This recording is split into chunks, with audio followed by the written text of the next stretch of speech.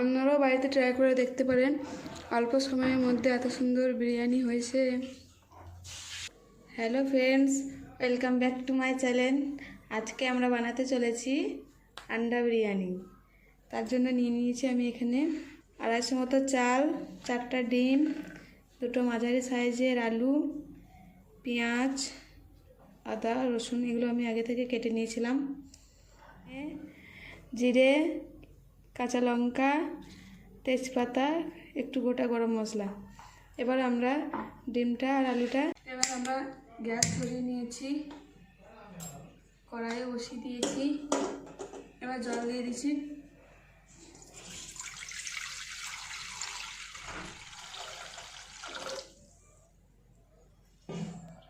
ডিমটা আর আলুটা এবার সেদ্ধ করতে দিয়ে দেবো।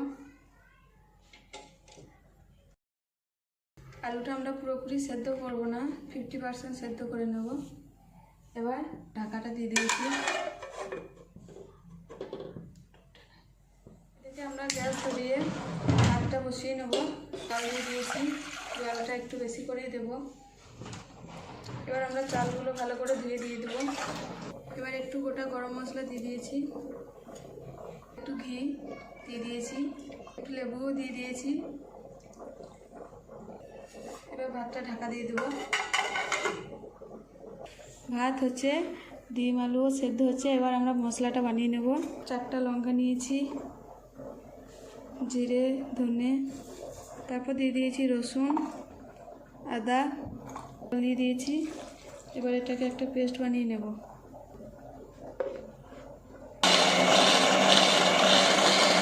পেস্টটা আমাদের হয়ে গেছে। তো আমরা ওয়েট করে নেব যতক্ষণ না ভাতটা আর ডিম আলুটা সেদ্ধ হচ্ছে।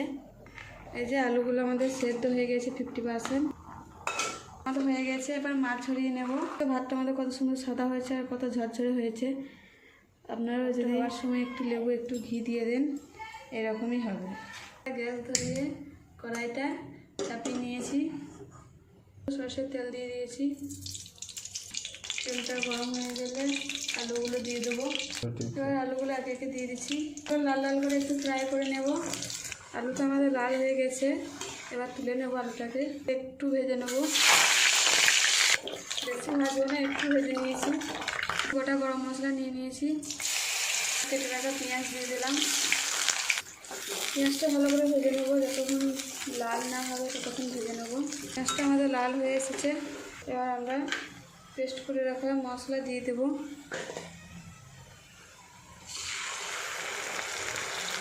এখানে আমরা কিছু গুঁড়ো মশলা অ্যাড করছি।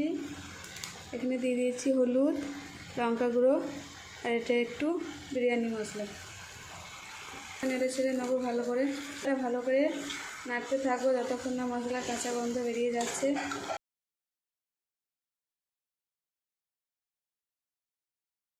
মশলার কাঁচা গন্ধ বেরিয়ে গেছে। এবার আমরা আলুগুলো দিয়ে দেব।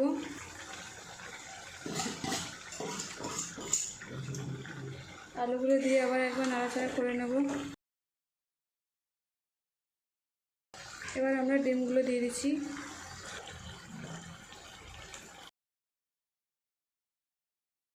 পাতা ছড়িয়ে দিয়েছি উপরে।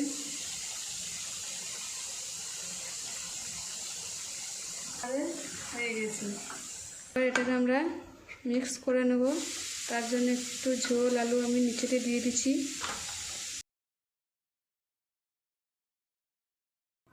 এবার উপরে আমরা ভাত দিয়ে দিচ্ছি। এবার ডিমগুলো দিয়ে দেবো উপরে।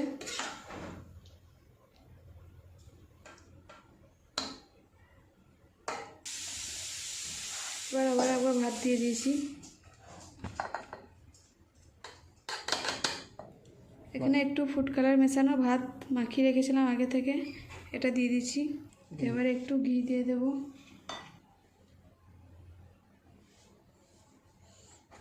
আবার একটু ধনেপাতা কুচি দিয়ে দিলাম। ঢাকনাটা লাগিয়ে আবার 5 মিনিটের জন্য একটু ভাপ দিয়ে দেব। গ্যাসটা ধরিয়ে নিয়েছি, কুকারটা বসিয়ে দিলাম।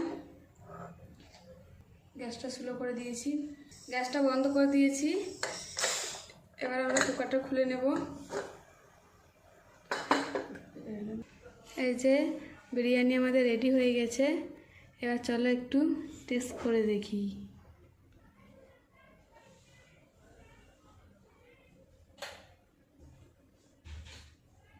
বিরিয়ানিটা আমাদের খুব সুন্দর হয়েছে। আপনারাও বাড়িতে ট্রাই করে দেখতে পারেন। অল্প সময়ের মধ্যে এত সুন্দর বিরিয়ানি হয়েছে।